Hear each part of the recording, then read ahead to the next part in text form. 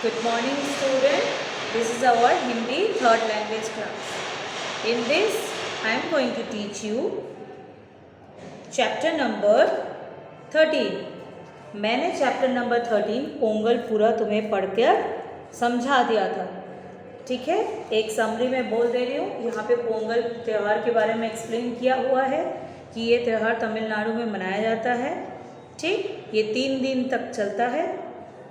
पहले दिन सूर्य देवता की पूजा होती है, ठीक है। पहले वाले दिन इंद्र देवता की पूजा होती है जो कि बारिश देते हैं, मतलब वर्षा करते हैं। नेक्स्ट दूसरे दिन होती है सूर्य देवता की पूजा और तीसरे दिन होती है पशु की पूजा, ठीक। इन तीनों दिन में क्या क्या किया जाता है ये सब यहाँ पे बोला गया है। तो मैंने ये चैप्टर पढ़ के तुम्हें समझा दिया था, ठीक है। आज हम लोग इसके एक्सरसाइज पे ध्यान देंगे। पहला यहाँ पे हम लोग वर्ड मीनिंग है, इन वर्ड मीनिंग को पहले हम पढ़ेंगे और फिर तुम्हें इसको लर्न करना है। पहला क्या दिया है? हलचल। हलचल मतलब शोरगुल। फिर दूसरा है भोर। भोर मतलब सुबह। मंद मंद मतलब धीरे धीरे। स्वादिष्ट मतलब बहुत स्वाद वाला। उनीदी मतलब नींद से भरी, ठीक। अर्पण मतलब भेंट करना। प्रतियोगिता मतलब मुकाबला, एक दूसरे से मुकाबला करना। उमंग मतलब जोश। आंगन मतलब घर का अहाता। होड़ मतलब आगे बढ़ने की जिद। पकवान मतलब खाने की चीज़ें जो बहुत स्वाद वाली हो, ओके। फिर होड़ मतलब आगे बढ़ने की जिद। पकवान खाने की चीज़ें जो स्वाद वाली हो। उष्मा मतलब गर्मी और परंपरागत मतलब परंपरा से चलता हुआ, ठीक है। अब हम लोग पढ़ेंगे मौखिक का क्वेश्चन आंसर। सबसे पहले क्या दिया है? गांव में सब खुश क्यों थे? मैंने तुम्हें लिखाया है गांव में ये सब पोंगल के कारण खुश थे, ठीक है। नेक्स्ट क्वेश्चन, सूर्य पोंगल में सूर्य देवता की पूजा क्यों की जाती है? सूर्य हमारे फसलों को ऊष्मा और क्या देते हैं? ऊर्जा देते हैं। इसीलिए पोंगल के दूसरे दिन हम लोग सूर्य देवता की पूजा करते हैं।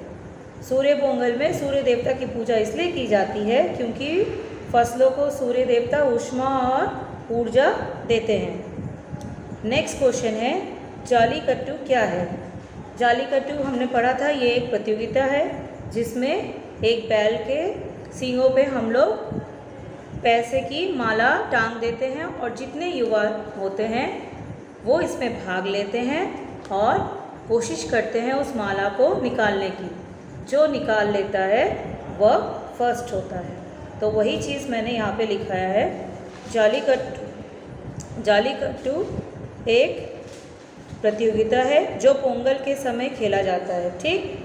इसमें बैल के सींगों पर रुपयों की मालाओं को बांध दिया जाता है और लड़के उन रुपयों की मालाओं को सींगों से निकालने की कोशिश करते हैं। जो युवक रुपयों की मालाओं को निकाल लेता है वो उस गांव का हीरो कहलाता है, ठीक है। ये सिर्फ पोंगल के समय होता है।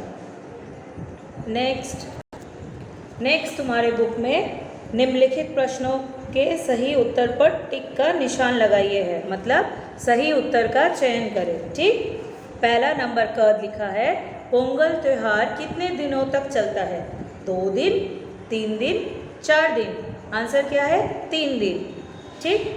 फिर बच्चे दादाजी के साथ कहाँ गए थे? नदी किनारे गए थे, समुद्र तट पर कि मंदिर? नदी किनारे, ठीक। Number 1 option.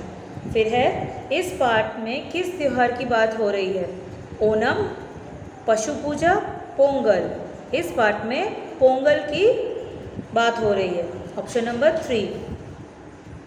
फिर आओ नेक्स्ट पेज पे, यहाँ पे लिखित क्वेश्चन आंसर है जिसमें सबसे पहला क्वेश्चन है, रमैया ने नए कपड़े क्यों पहने थे?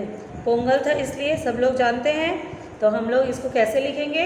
पोंगल का त्यौहार था इसलिए रमैया ने नए कपड़े पहने थे। दूसरा क्वेश्चन है, पोंगल के पहले दिन इंद्र देवता की पूजा क्यों करते हैं?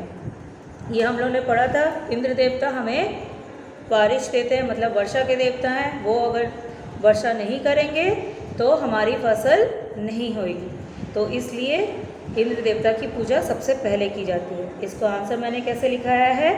इंद्र देवता वर्षा के देवता हैं। वर्षा के कारण खेतों में फसल अच्छी होती है, इसलिए पोंगल के पहले दिन इंद्र देवता की पूजा करते हैं। नेक्स्ट, पोंगल के तीसरे दिन पशु पूजा क्यों की जाती है?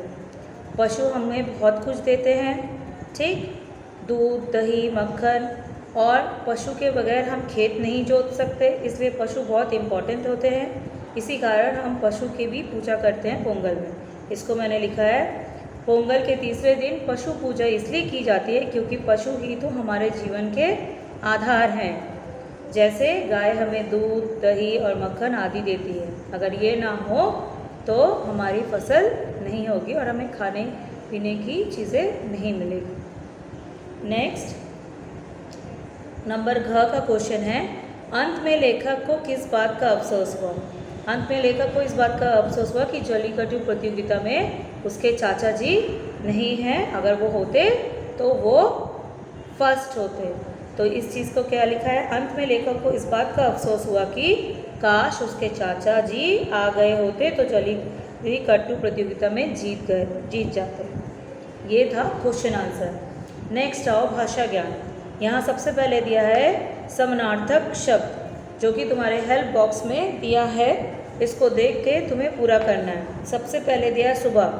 सुबह का होगा प्रातः। सुबह का होगा प्रातः। नेक्स्ट, फिर है देवता।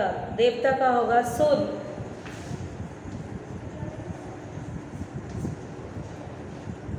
नेक्स्ट, सूरज। सूरज का होगा सूर्य।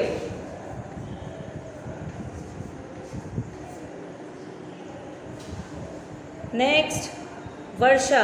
वर्षा मतलब बरसात।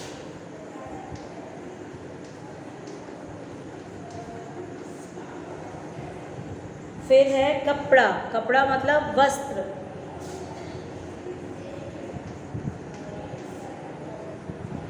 और फिर है लास्ट माँ। माँ मतलब माता।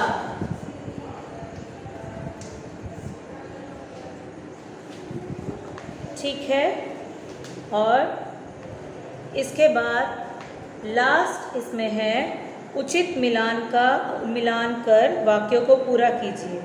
यहाँ पे एक साइड में दिया है सवेरे से ही रमैया की हम सभी पोंगल त्यौहार के लिए।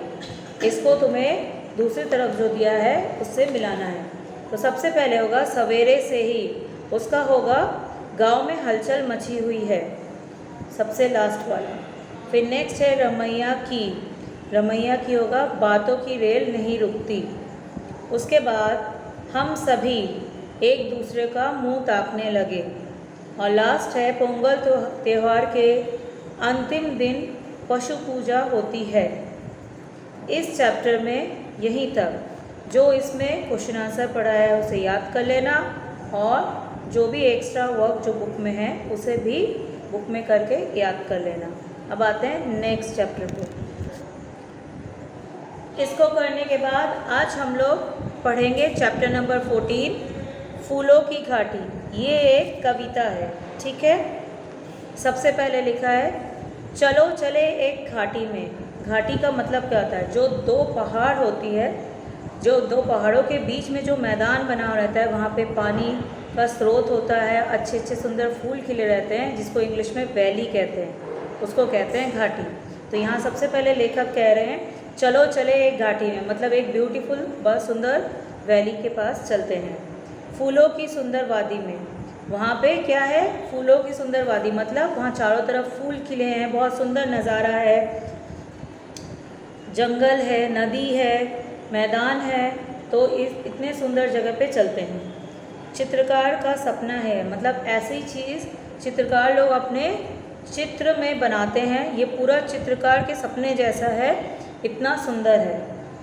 सपना रंग बिरंगा है, चारों तरफ फूल खिले हैं, हरियाली है, पहाड़ है, मैदान है, नदियाँ हैं, इसलिए ये बोला जा रहा है कि सपना रंग बिरंगा है। सपना रंग बिरंगा, जैसा हम सोचते हैं कि चलो चले एक वादी में फूलों की घाटी में, तो वहाँ पे क्या है, ऐसी चीज़ें सोचने पे क्या होता है, ये एक सपना है, बहुत सुंदर है, वहाँ पे बहुत सुंदर लगेगा, बहुत सुंदर उसका सीन है।